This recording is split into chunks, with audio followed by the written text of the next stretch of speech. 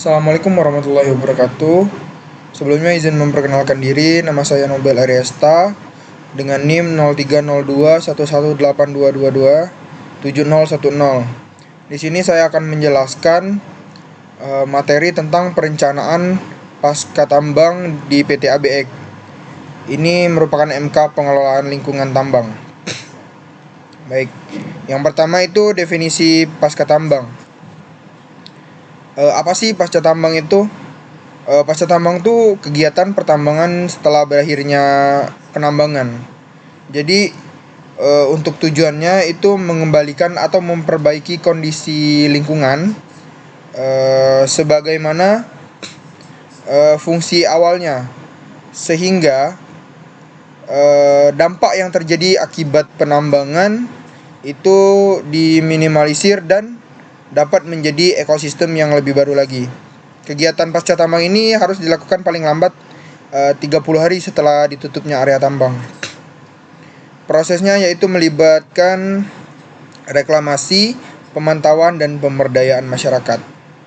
Baik, ini juga ada perencanaan pasca tambang. Yang pertama itu menganalisis data, penutupan area penambangan tambang tersebut, terus reklamasi area tambang, penggalian dan pemanfaatan lahan, monitoring area reklamasi, dan pengolahan sosial dan ekonomi. Baik, yang pertama analisis data di PT ABEK. Perusahaan PT ABEK ini mempunyai cadangan tersisa untuk lokasi Wara 1 itu totalnya itu 281 juta ton pada tahun 2019 dan 281,2 ton juga pada 2020 sampai 2024. Sisa cadangan di 2024 itu udah 0 ton.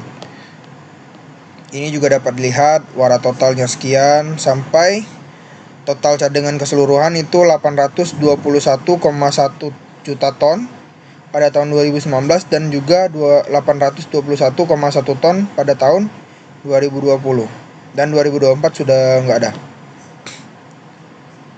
Secara rinci, gambaran dari sisi cadangan batubara tahun 2022 sampai 2042 pada masing-masing lokasi tambang, lokasi tutupan tersisa sebesar 524,2 juta ton. Lokasi waras sebesar yang tadi saya sebut 281,2 juta ton, dan sisa cadangan batubara sudah habis ditambang pada tahun 2022. Penutupan tambang. Penutupan area tambang dilakukan setelah mineral yang berada di bumi itu sudah nggak ada lagi, atau dia tuh udah nggak ekonomis lagi buat diambil, sehingga nggak bakal untung, jadinya rugi gitunya. Baik, terus hal-hal yang harus dilakukan saat penutupan tambang tuh, yang pertama pemberhentian seluruh aktivitas dan operasi penambangan di tambang, pembongkaran fasilitas yang ada, penimbunan lereng sehingga operasi dapat dilancarkan dengan aman, pembersihan limbah bekas aktivitas tambang.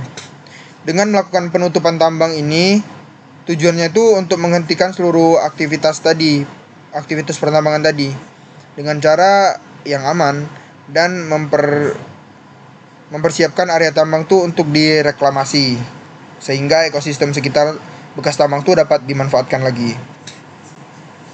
Baik, yang ketiga itu reklamasi area tambang.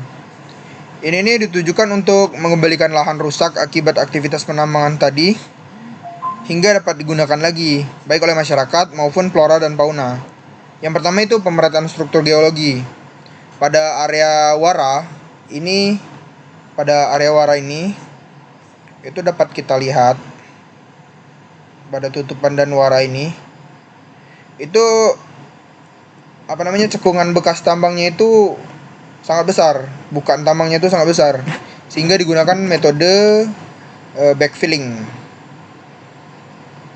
Terus pada area ini Paringin itu kan area tambangnya lumayan kecil tuh daripada dibanding dua ini. Jadi kegiatan reklamasi itu menggunakan metode grinding. Oke, yang kedua itu pengelolaan air dan sistem drainase. Untuk area tutupan sama wara, karena areanya luas dan besar, itu digunakan sistem yang lebih kompleks karena areanya yang luas tadi. Pembangunan kolam endapan di area sini, bekas tambang, sama wara yang di sini, itu menjadi satu yang saya rencanakan, dikarenakan di area sini kan karena ada mineral yang kita ambil, sehingga overburden yang kita angkat itu setelah kita timbun itu pasti nggak bakal menutup secara keseluruhan untuk tutupan sama wara ini, sehingga masih ada cekungan yang mengakibatkan air menumpuk di situ. Jadi digunakan sebagai resapan air yang bakal digunakan lagi untuk bisa perairan di hutan ataupun perairan di rumah warga sekitar. Itu setelah sistem reklamasi ini berhasil dilakukan, karena pH pada bekas tambang itu kemungkinan itu sangat asam. Jadi tidak memungkinkan setelah baru jadi resapannya itu langsung digunakan. Oke, yang kedua itu pada area Paringin. Itu kan area bekas tambangnya kecil, jadi mungkin dikasih kolam sedimentasi aja. Sekian dari saya untuk reklamasi area tambang. Oke, bentar, saya ngapusin dulu.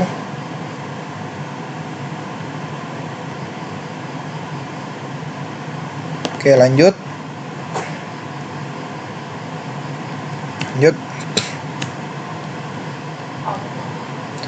Yang keempat itu pengalihan dan pemanfaatan lahan pasca tambang. Oke, pengalihan area tambang menjadi area yang dapat dimanfaatkan lebih lanjut, yaitu harapan dari PT ABEK tuh lahan yang semulanya dirusak tuh dapat kembali seperti semula. Walaupun tidak seperti semula, tapi dapat dimanfaatkan lagi baik oleh warga maupun flora fauna sekitar.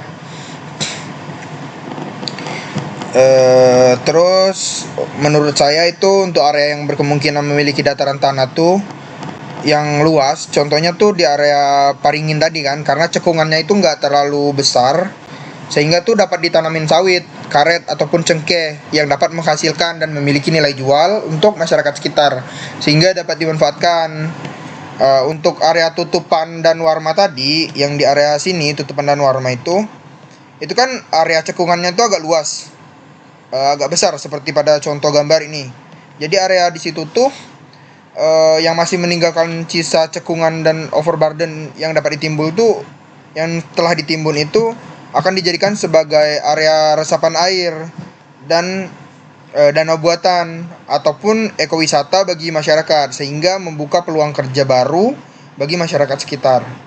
Setelah itu monitoring pada area reklamasi. Untuk pemantauan lingkungan reklamasi jangka panjang itu harusnya dilakukan selama 5-10 tahun. Karena itu untuk memastikan keberhasilan rehabilitas. Mulai dari pengecekan kualitas air, terus penghitungan kadar pH, kandungan logam berat pada air, terus stabilitas tanah baik bekas timbunan ataupun area sekitarnya untuk meminimalisir terjadinya longsor dan erosi. Dan pemantauan vegetasi yang dilakukan sampai revegetasi berhasil dilakukan dan hutan bekas area tambang itu menjadi hutan ekosistem baru.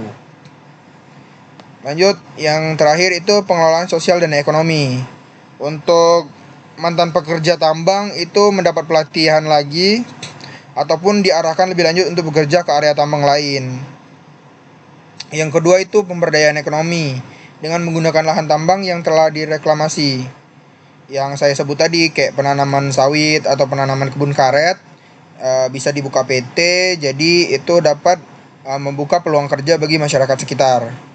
Yang ketiga itu membangun infrastruktur sosial seperti sekolah ataupun wisata lahan bekas tambang, kayak wisata danau buatan itu kan bisa jadi wisata, sehingga peluang lah bagi masyarakat sekitarnya. Baik, kesimpulannya itu kegiatan pasca tambang harus dilakukan paling lambat itu 30 hari setelah penutupan tambang. Kalau udah lewat dari situ, regulasi yang berlaku itu akan memenjarakan eh, orang-orang yang bekerja di tambang kemarin. Sehingga itu memang kalau sesuai aturan itu paling lambat 30 hari setelah penutupan. Dan perencanaan pasca tambang harus direncanakan bahkan sebelum kegiatan penambangan itu dilakukan. Jadi kayak planning planning pasca tambang tuh udah ada dari awal, sehingga sebelum tambang itu dilakukan penambangan dan pengambilan mineral berharga, perencanaan untuk reklamasi itu harus sudah direncanakan, sehingga pas udah mineral itu udah nggak ada lagi dan ataupun mineralnya udah nggak efisien lagi buat diambil, itu udah ada kegiatan reklamasi. Jadi nggak kerja semalam gitu. Terus ini hal-hal yang harus dilakukan saat perencanaan pasca tambang meliputi analisis data, penutupan tambang, reklamasi area tambang, pengalihan dan pemanfaatan lahan bekas tambang, monitoring, terus pengelolaan sosial dan ekonomi. Jika semua itu telah dilakukan, kegiatan monitoring masih harus dilakukan selama 5 sampai 10 tahun dan dapat dipastikan kegiatan pasca tambang itu telah berhasil dilakukan. Baik, terima kasih. Mungkin itu saja yang dapat saya jelaskan. Dengan saya Nobel Aryasta, saya akhiri. Wabillahi taufiq wal hidayah. Wassalamualaikum warahmatullahi wabarakatuh. Terima kasih, Pak.